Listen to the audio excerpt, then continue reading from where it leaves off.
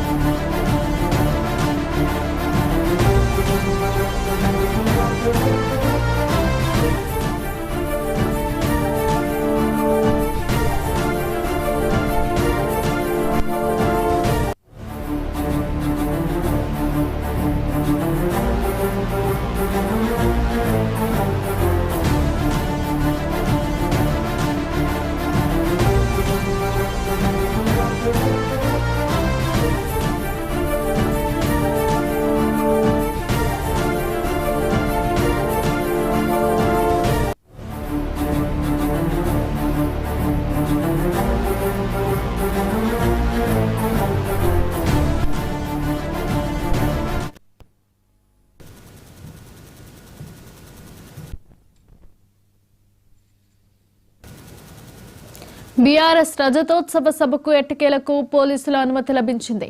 ఈ నెల 27న Warangal ఎల్కతుర్తిలో BRS party ప్రతిష్టాత్మకంగా నిర్వహించనున్న రజతోత్సవ సభకు శనివారం నాడు వరంగల్ జిల్లా పోలీసులు అనుమతినిచ్చారు. వరంగల్ సిపి ఆదేశాల మేరకు కాజీపేట రూరల్ ఏసీపీ ఉత్తర్వులు జారీ చేశారు.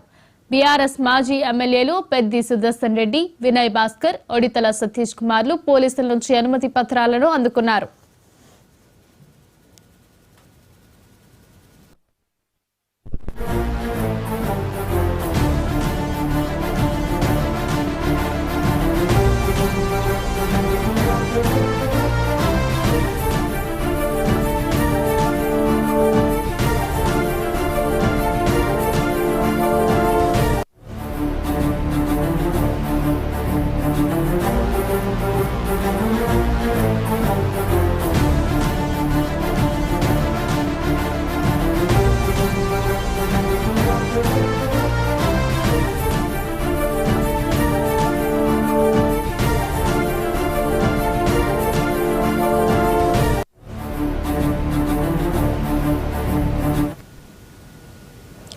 బీఆర్ఎస్ రజతోత్సవ సభకు ఎట్టకేలకు పోలీసుల అనుమతి లభించింది.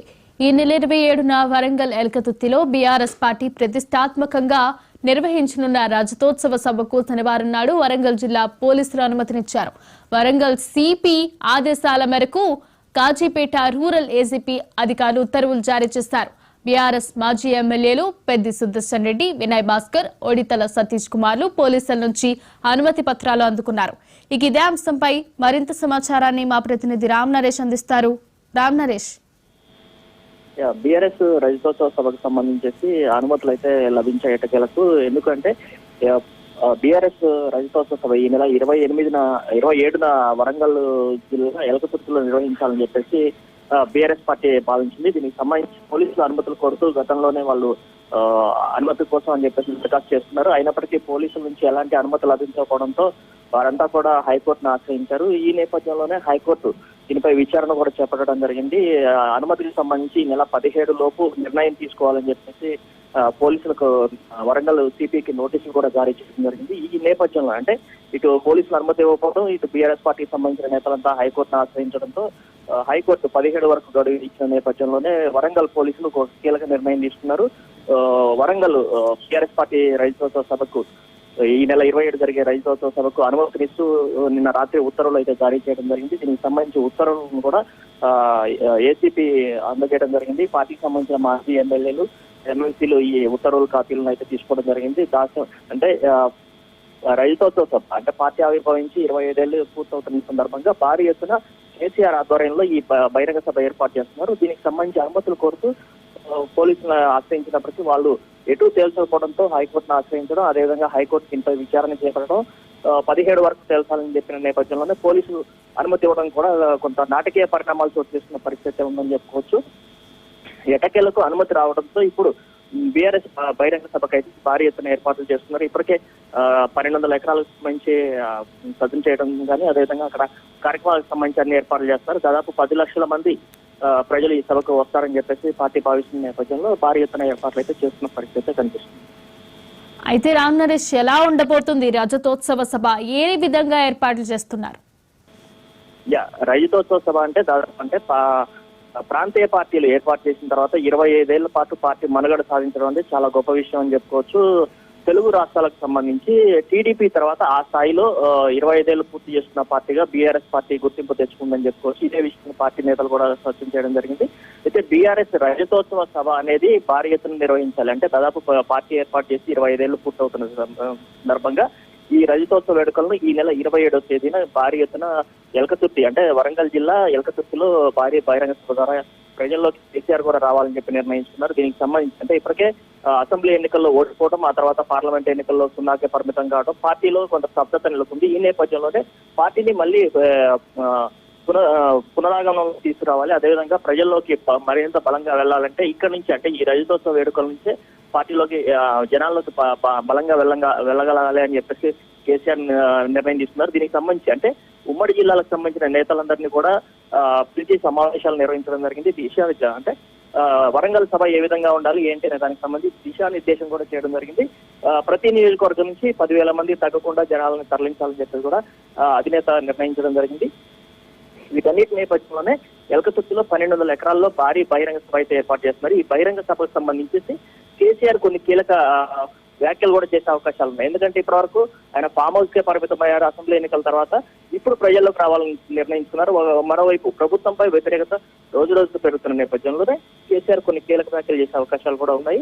ప్రజల్లో ఉన్న వ్యతిరేకతని పార్టీకి అనుకూలంగా మార్చుకోవాలని చెప్పి పార్టీ నేత అయితే నిర్ణయం తీసుకున్నారు. దీనికి సంబంధించి రజతోత్సవ సభ నుంచి భారీ ఎత్తున ప్రజల్లోకి వెళ్ళాలి అని చెప్పేసి నిర్ణయం తీసుకున్నారు. దీనికి సంబంధించి రజతోత్సవ సభ తర్వాత గ్రామ స్థాయి, అదేవిధంగా మండల స్థాయి, జిల్లా స్థాయి, అదేవిధంగా రాష్ట్ర స్థాయి కమిటీలను కూడా వేస్తామని చెప్పేసి, అదేవిధంగా సభ్యత్వ నమోదు కార్యక్రమం కూడా ఏర్పాటు చేస్తామని చెప్పేసి కేసీఆర్ కానీ ఇటు కేటీఆర్ కానీ చెప్పడం జరిగింది. అయితే మొత్తంగా చూసుకుంటే రజతోత్సవ సభ ద్వారా అంటే ఈ రజతోత్సవ వేడుకలు ఏడాది పాటు నిర్వహిస్తామని చెప్పేసి కూడా చెప్పడం జరిగింది. అంటే 27 నుంచి స్టార్ట్ చేసి ఏడాది మొత్తం కూడా ఈ రజతోత్సవ ఉత్సవాలను ఘనంగా నిర్వహించాలి, ప్రజల్లోనే ఉండాలి నిత్యం అని చెప్పేసి కేసీఆర్ అయితే నిర్ణయం తీసుకోవడం జరిగింది. Right, thank you Ram Naresh.